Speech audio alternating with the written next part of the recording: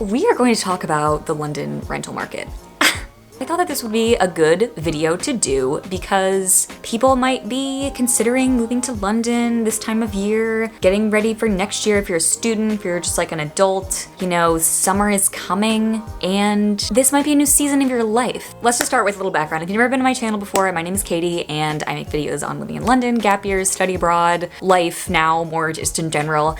So if any of that interests you, please subscribe and like this video. I moved to London in October and I did it through the actual like London rental market. I used something called Spare Room and I have a whole video sort of like explaining this process and I'm going to link it right up here because start to finish, like if you're moving to London, you need to watch that video and it will help you with like the actual logistics of moving here. But I found this place kind of randomly and I live with 5 other people in a house in Fulham. I really like living here. It's a really great room, as you can see. And I've never actually shown you guys like my full house and sort of like the expectations of like what it is to find a good place in London and like what a good place looks like, because the market is very different than America, which is where I am from, and amenities are different and just lifestyle, culture, things are different, and going through those things I think will really help you understand like what your options are,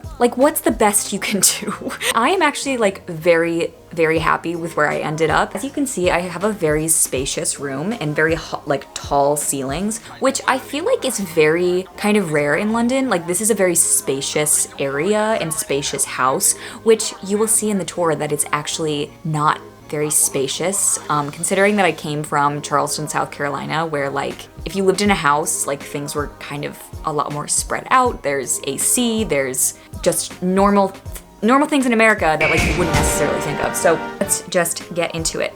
And if all of this sounds too overwhelming for you and you're a student and you're like, I want to move to London, but I don't want to deal with any of the hassle, I'm going to tell you about my partner, Amber Students. So Amber is a leading accommodation specialist for students, and they have 24/7 people on call to help you through this process. So especially if you are moving for university or if you're moving for a short time for a job, an internship, Amber, I'm telling you right now, is the way to go because you are not going to want to deal with the real estate market. To discover properties, you can use their search and you can go by city, you can go by university, and they will have all these different options populated. You can search by type of place you want to live. So you can look for specific room info, there are photos, you can shop by price. I say shop, but you know, find a place to live.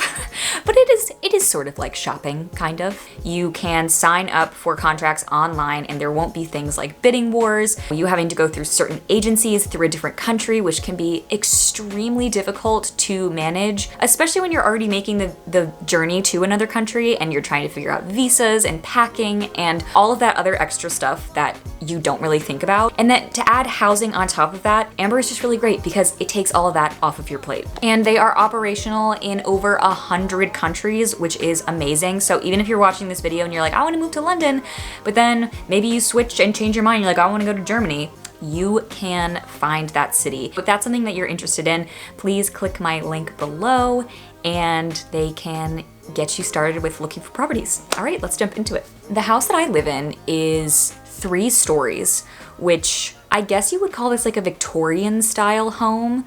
And one of the biggest things that I was told to look for when looking for a place in London was something called single glaze versus double glaze windows. You're gonna hear this phrase a lot, especially if you're moving to England or anywhere in the UK.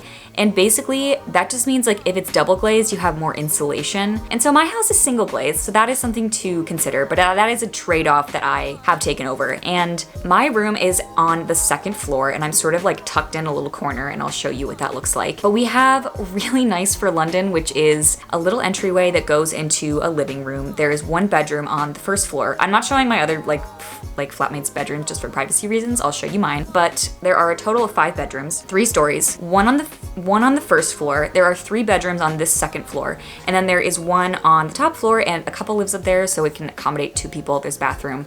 They have like their own space up there, which is really nice. And then there is 1 other bathroom on this floor. So I share with 3 other people, which is not really that bad. And sometimes if I really have to pee, I will go to the pub next door because sometimes things are dire. I have only done that like 2 or 3 times, but I just think it's a funny thing to mention. I'm just like, anyway, I think I'm funny. Can you tell? Going back to like sort of the things that you're gonna be looking for in London, space. A lot of the flats that I viewed are nowhere near as spacious as this. A lot of them are like pretty tight, pretty cramped. Usually there's not a living space, or if there's a kitchen, there's no table.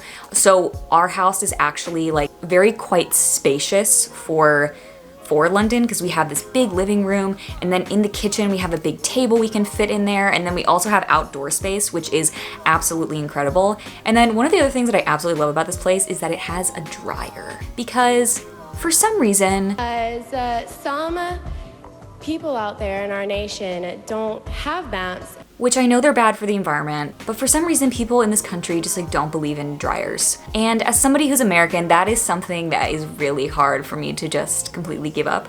As you can see in our kitchen, there's always drying racks everywhere. Most people just dry their clothes with drying racks, which I maybe should do. I know that's better for the environment. I know all of these things. I'm not a perfect person, okay? Every time I like hang dry my clothes, they come out really wrinkly, and we don't have an iron. And like, I know this is such like a 24-year-old problem, like I just need to buy an iron. But I'm also like, I don't wanna have to iron my clothes every single time I wash them. And also, it gets really cold in the winter, so I was like, how are things even gonna dry? I know that all of their clothes dry, I don't know. The whole thing just like perplexes me, and I'm like, I have a dryer, which I'm very happy about, and I use the dryer because it's amazing. We have a dishwasher, which is amazing.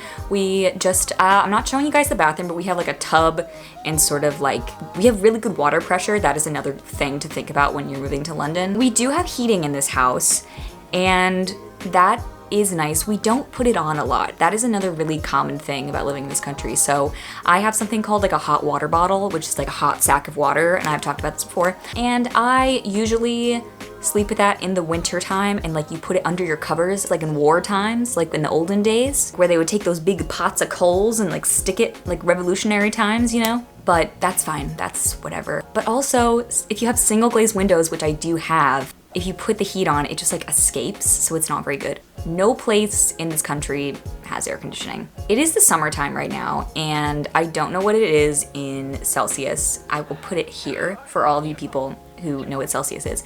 It is May, and I think the hottest that it's gotten is like 72 degrees, which is really, really nice. Like looking at there is literally no way in hell that you could survive in Charleston, South Carolina or Washington, D.C., which is where I like grew up and then where I went to college. And there's not a single world where you would survive as a human being without AC. But I'm actually doing okay, weirdly.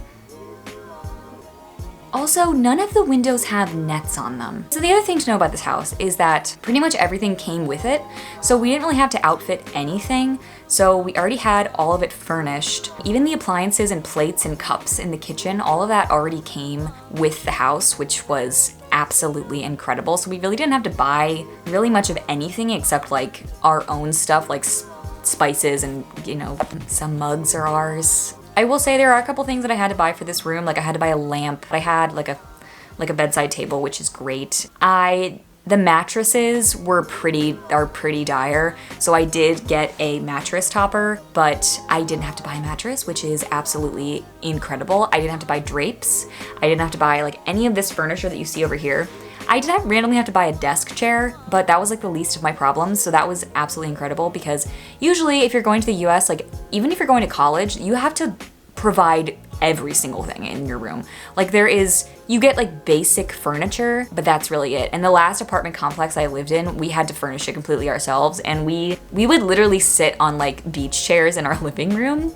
So that is something that is really nice about London, is that most places are furnished. There are some that aren't, but you can like filter through that if you're looking on spare room, which is something that I did mention in that other video. But another really big thing to consider when you're moving to London or when you're trying to find a place is checking out the different areas. There are so many different areas in London, and Fulham is not really like a super popular area. I would say it's like a lot of families and sort of like older people. There are young people around here, but it's like way less of like a young, like hip, youthful place than other spots. But it's a really nice place to live.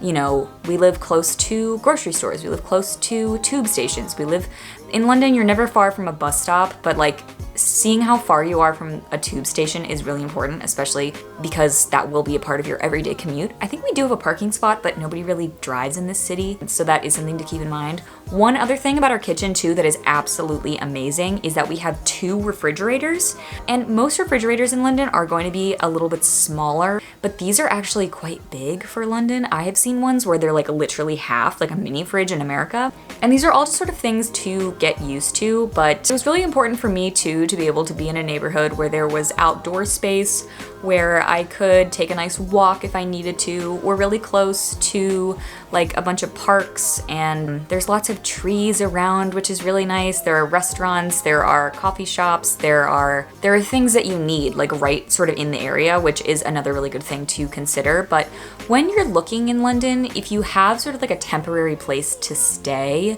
it is really good to sort of get an idea of the different neighborhoods before you start moving here. And to be honest, like I picked this place on a whim. I had been to Fulham exactly one time, and that was the day that I literally signed the lease. And then also how far your commute is gonna be.